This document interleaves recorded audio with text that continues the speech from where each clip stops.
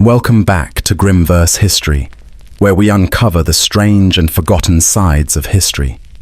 Tonight, we step into one of the most unsettling chapters of the Tudor court. The tragic, humiliating fate of Henry VIII's fourth wife, Anne of Cleves, who was forced to carry the cruel rumour of a foul smell between her legs. The Tudor court was a place drenched in velvet, jewels, and music. At least, that's the version polished by paintings and schoolbook pages. But beneath those jeweled sleeves were rotting wounds, whispered insults, and fears no crown could silence. Henry VIII is remembered for his 6 wives, but there is one marriage he could not consummate, one woman he claimed smelled so foul he could barely stand near her. A king powerful enough to rewrite the laws of God, undone by the scent of his own bride. And the strangest part, she may have been the luckiest wife he ever had. You step through the stone archway of Hampton Court Palace. Cold air presses against your skin, carrying the faint scent of smoke, wool, and something sour hiding beneath the tapestries. Torches hiss behind you as you walk deeper, their glow trembling like a warning. Servants pass in hurried silence, eyes lowered, as if afraid the walls themselves might repeat their whispers. Take a slow breath. Let the noise of your day drift far from you. You're safe here, tucked between past and present, where the world can't reach you. And if you'd like more quiet journeys into the darker corners of history, feel free to like this video, subscribe, and turn on notifications. Only if it helps you rest a little easier. Dim the lights. Let the darkness settle softly around you. Let each breath fall heavier than the last. Allow the murmurs of history to steady your thoughts.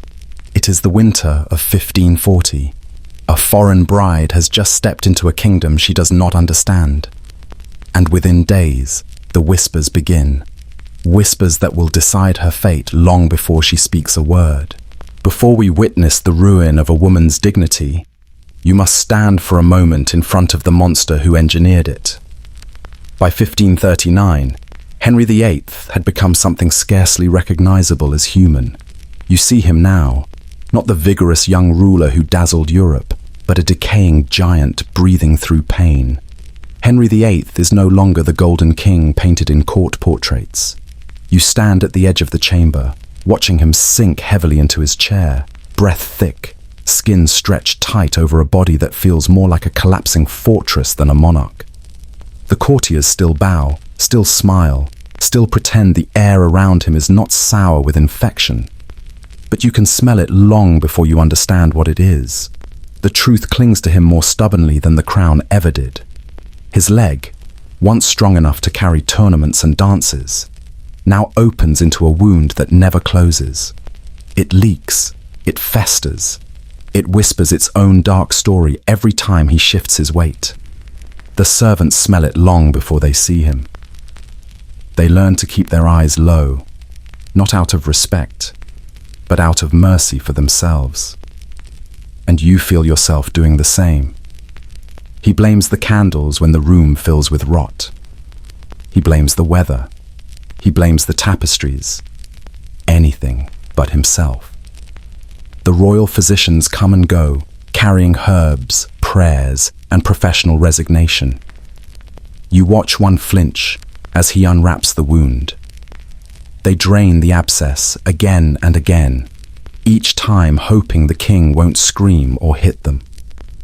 Most days he does. A few days he doesn't, and that somehow feels worse. Modern physicians studying historical reports paint a ghastly picture. Henry likely suffered from osteomyelitis, a bone infection that caused unbearable torment while releasing a foul-smelling discharge from several open sores.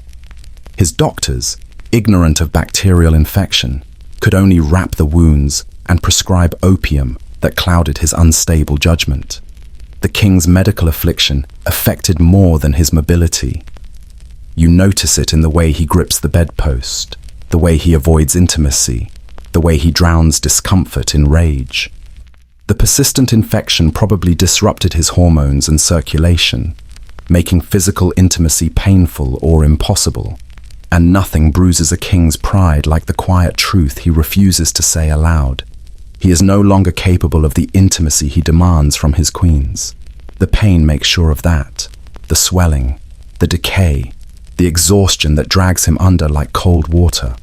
His body is a battlefield he pretends to command, even as it betrays him each hour. His anger rises because it is the only thing he can still summon without effort. Meanwhile, you cross the sea in your mind, toward the quiet German duchy of Cleves.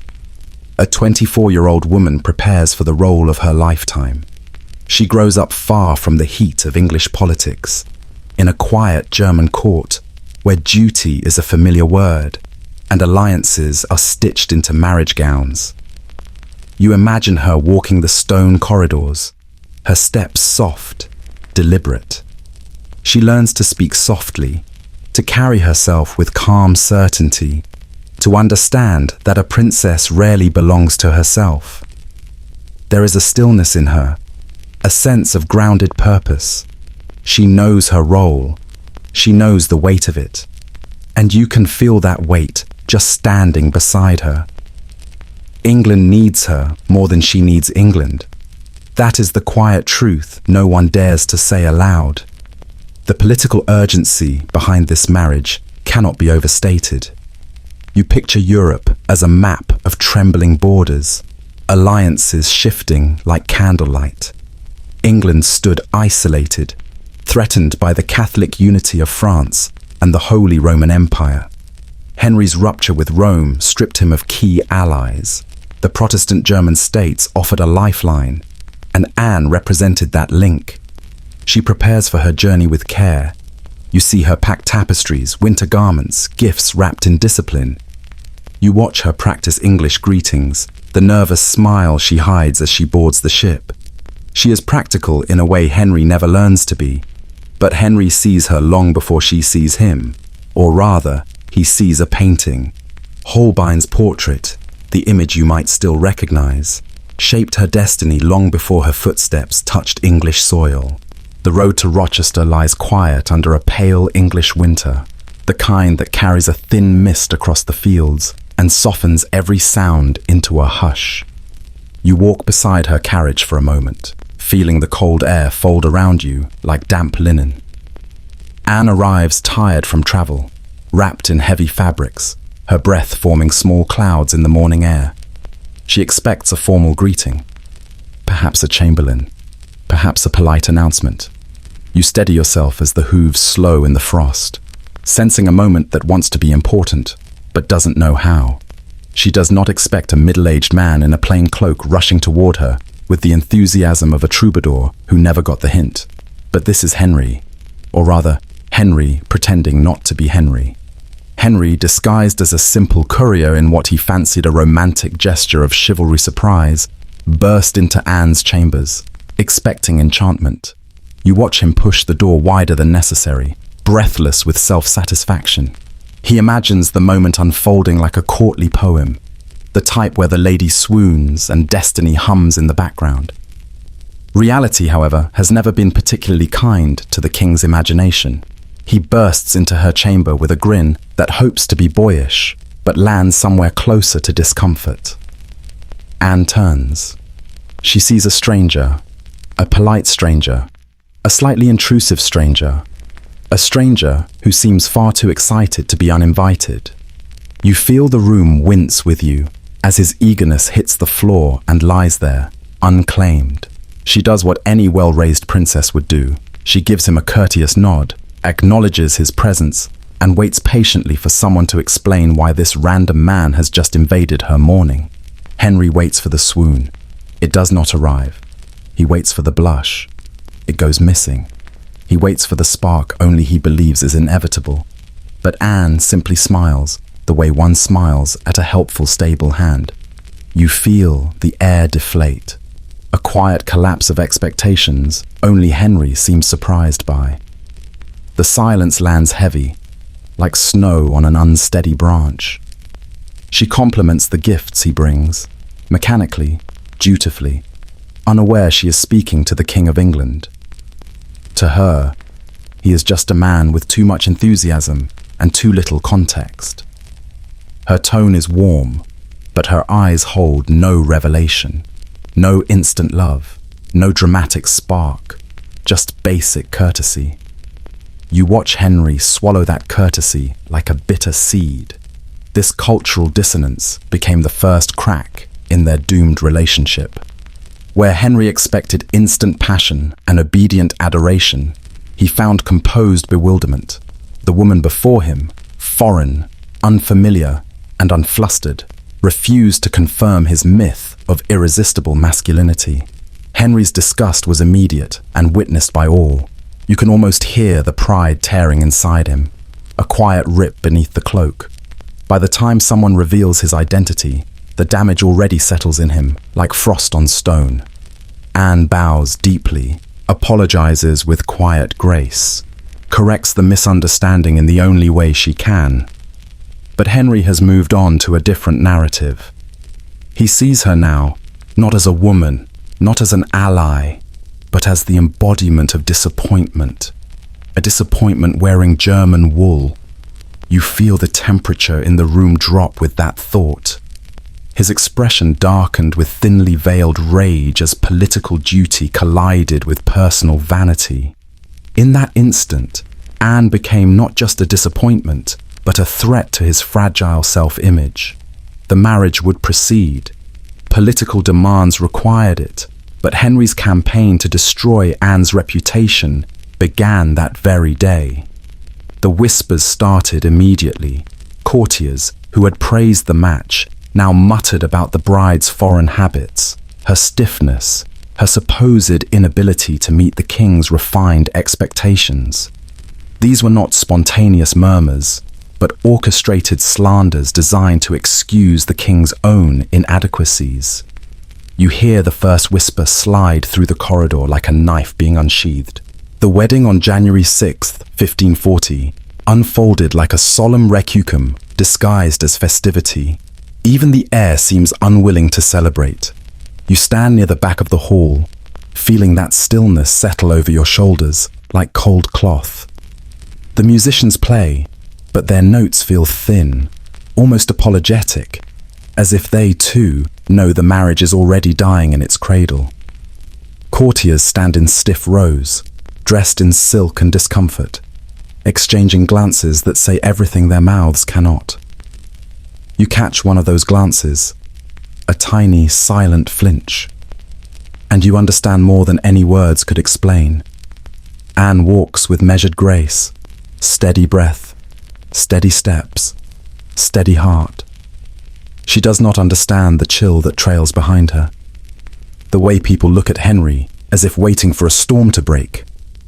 And Henry, swollen with dread and wounded pride, carries himself like a man walking toward an obligation instead of a bride. The ceremony feels less like a union and more like a quiet surrender. You can almost hear the surrender in the pauses between the vows. Trained in discipline, she understood that obedience could mean survival. Yet she could not have imagined the depth of cruelty that awaited her in the English court. This was not a union of affection or even alliance, but the ritualized destruction of a woman who had committed no sin beyond failing to please a decaying tyrant. You feel the weight of that cruelty gathering in the room like low thunder. The vows come and go. The candles burn low. No one smiles with their eyes. A wedding without joy is a strange kind of funeral, and everyone feels the dirt already falling. You feel it too. A slow burial beneath layers of ceremony and silence. That night, the royal bedchamber became a stage of disgrace that would define Anne's entire existence in England. Henry, his body resembling a breathing corpse more than a sovereign, approached the marriage bed with the same enthusiasm one might show for their own execution. You stand at a respectful distance, feeling the air curdle with dread as he moves. His ulcerated legs, swathed in rancid bandages, seeped through the silk sheets while he blamed Anne for the revulsion that came from his own diseased flesh. Instead of honesty, he chooses humiliation. When the morning breaks, Henry emerges with a story ready-made, polished by denial and fragile ego. Unable to confront his own decay, Henry built a tale of feminine inadequacy that would echo through chronicles for centuries. You hear the first version of that tale whispered before he even leaves the corridor. He tells his men that he cannot consummate the marriage because Anne is repulsive. He says she smells. He says she is unappealing. He compares her to a Flanders mare, a farm animal, a creature of burden, something to mock. The words drip easily from his tongue because they shield him from the confession he will never make. His body fails him, not she, and so the lie spreads, as lies often do in royal courts. Wide, fast, and eager to please the person who holds the axe. Anne hears the whispers long before she understands their purpose. A smell, a defect, a disappointment. You hear them too, curling through the corridors like sour smoke. People avoid her with polite smiles. They offer shallow bows and shallow words. They speak of her with the kind of careful distance one uses for someone already sentenced. And Henry, secure behind the fortress of his own fiction, repeats his tale until even he believes it. He needs a villain to hide his sickness. Anne becomes the easiest candidate. She always will be. You feel the injustice settle into your chest, heavy, cold, and utterly still. The transformation from queen to scapegoat was swift and merciless. You feel it happen almost before you can name it. A shift in the air, a quiet closing of doors. Within weeks, Anne had become a living emblem of everything wrong with foreign influence in English politics. Pamphlets circulated suggesting that German women were naturally unsuited to English men. This propaganda served two aims: to normalize Henry's rejection and to prepare public sentiment for the annulment everyone knew was inevitable. You see one of those pamphlets passed hand to hand, like a poisoned sweet. Even worse than the public ridicule was the private humiliation inflicted by royal physicians sent to examine Anne's body for the defects. Henry claimed to notice these invasive examinations, disguised as medical necessity, were the ultimate violation of a woman who had entered England as an honoured guest. Reports of these procedures were carefully drafted to support Henry's narrative and preserved as official evidence of her supposed unfitness. You stand at the corridor's edge, hearing whispers of these examinations leak through closed doors. Soft, shameful, cold. Henry's doctors, terrified of contradicting royal ego, joined in blaming external factors for their sovereign's obvious decline. They invented ailments, suggesting that German humours or foreign diets had corrupted the king's masculine essence. These conclusions revealed how medical science bowed before politics in Tudor England. You watch the physician's eyes, how they dart downward, not from humility, but fear. Meanwhile, foreign envoys chronicled the king's grotesque decay. By 1540, diplomatic reports described audiences that required elaborate measures to mask the odour of his infected wounds. Courtiers devised formal rules for keeping respectful distance while enduring his stench. And through it all, Anne bore the blame for her husband's rot. You smell it too, a sickly sweetness under the perfume, and understand why silence becomes survival. While she suffered her public crucifixion, Henry had already fixed his predatory gaze upon Catherine Howard, a teenage girl whose youth promised the renewal his pride demanded. You notice how his eyes follow her, sharp, hungry, almost desperate, as if youth itself might crawl back into his bones. Catherine, barely past childhood, and overwhelmed by the glamour of royal notice, became the instrument of Anne's final disgrace. The king's pursuit of his fifth bride began even before his fourth marriage had been dissolved. You can feel the shift in the room each time she enters, a quiet tightening of breath. Catherine represented everything Anne was not. Young, where Anne was mature; English, where Anne was foreign; naive, where Anne was composed. Her very existence mocked Anne's perceived shortcomings, and Henry ensured the comparison was unmistakable. Observers noted the king's eyes light up whenever Catherine entered the room, while his demeanor toward Anne grew increasingly cold and mechanical. You see it clearly. One woman lifted, the other quietly erased. The haste with which Henry pursued the girl revealed that his rejection of Anne had never been emotional. Henry had resolved to discard Anne almost immediately after their wedding, and Catherine Howard provided the perfect excuse. The young girl's eagerness to please would later destroy her, but for the moment she served as the weapon used to annihilate Anne's dignity. Anne's situation became perilous. You sense danger coiling beneath every polite gesture. As Henry's infatuation deepened, the Queen found herself forced to attend court festivities where her replacement was paraded before her. You stand beside her for a moment, feeling the stillness she forces into her own posture. Protocol required her to smile and participate in her own undoing, to maintain composure as her marriage disintegrated in front of courtiers who gossiped and grinned. The diplomatic schooling that had prepared her to rule now only enabled her to mask heartbreak with grace. You watch her swallow that heartbreak without letting it reach her eyes. Across Europe, Anne's treatment provoked both fascination and horror.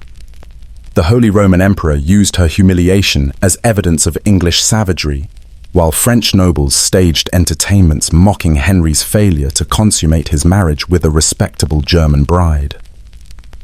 The Protestant states of Germany took the insult personally, viewing Anne's dismissal as a blow against the Reformation itself. You hear the world's judgment echo louder than the whispers in the palace halls. Her brother, Duke Wilhelm of Cleves, considered breaking the English alliance and joining the Catholic League, a shift that could have left England dangerously isolated. Only Anne's own letters urging restraint prevented a diplomatic collapse that might have invited invasion. Spanish ambassadors reported that Henry's cruelty toward Anne exposed fractures in English succession that could be exploited by Catholic powers. You imagine her writing those letters, steady hand, shaking heart. Her personal ordeal thus became a matter of international strategy. Her shame translated into military opportunity. Thomas Cromwell, the very architect of Anne's marriage, was now charged with dismantling it, an irony that would soon cost him his life. Legal experts scoured canon law for convenient precedents, while theologians composed arguments about consent and consummation to grant Henry the freedom he craved. You see scholars bend their spines to match the king's will. Parliamentary commissions interrogated witnesses whose testimonies had already been decided.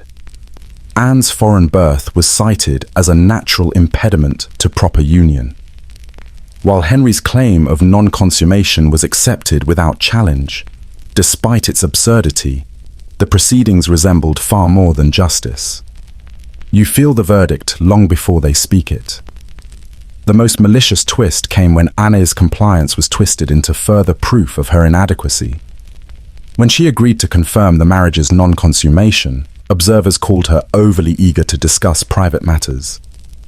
When she held her silence about Henry's behavior, they described her as too cold to understand English emotion. You see how every path she takes turns into blame. Clergy who had once praised her Protestant faith now found her Germanic piety suspect. Anne's survival, however, was not mere submission. It was strategy. During her brief queenship, she had quietly built a network of sympathetic merchants, Protestant thinkers, and nobles, alarmed by Henry's volatility. You recognize the quiet intelligence in every careful alliance she makes. German traders in London, horrified by her treatment, saw it as part of a wider hostility toward continental influence. Many discreetly aided her through favorable property deals and secret financial assistance, providing her a measure of independence beyond the king's control. Her correspondence reveals a woman far shrewder than history often admits, one who maintained careful contact with her brother and German allies while avoiding any action that might appear treasonous. You understand now that her silence was not weakness, but precision. The terms of Anne's surrender were unexpectedly generous, reflecting both Henry's relief at avoiding another public bloodshed and his real fear of the political consequences that might follow if he executed a German princess.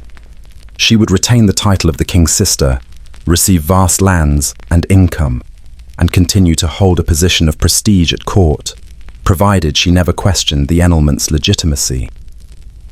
You sense a strange mercy in this, the kind born from fear, not compassion.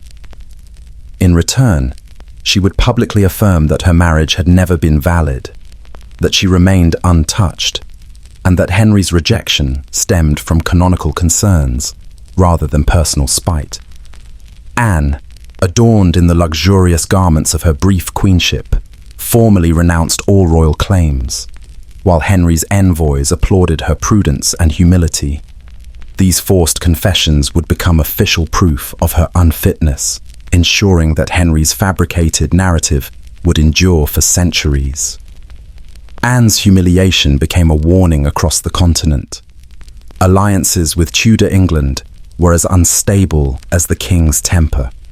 You stand quietly at the edge of the hall and feel the warning settle in your bones. The night settles. The breath slows. The story softens around the edges. You can still feel the cold stone corridors of the Tudor court, the whisper of silk against the floor, the heavy air that carried secrets no one dared to name. That world lingers like a fading echo, close enough to touch, but already drifting back into its century. Now, we return. Back to your room, back to the quiet hum around you, back to a present where the past loosens its grip and becomes only a gentle shadow at the edge of thought. If this journey kept you company tonight, feel free to like the video, share it with someone who loves the darker corners of history, and subscribe for more slow, whispered nights like this, only if it helps you rest a little easier. Goodbye, and we will meet again.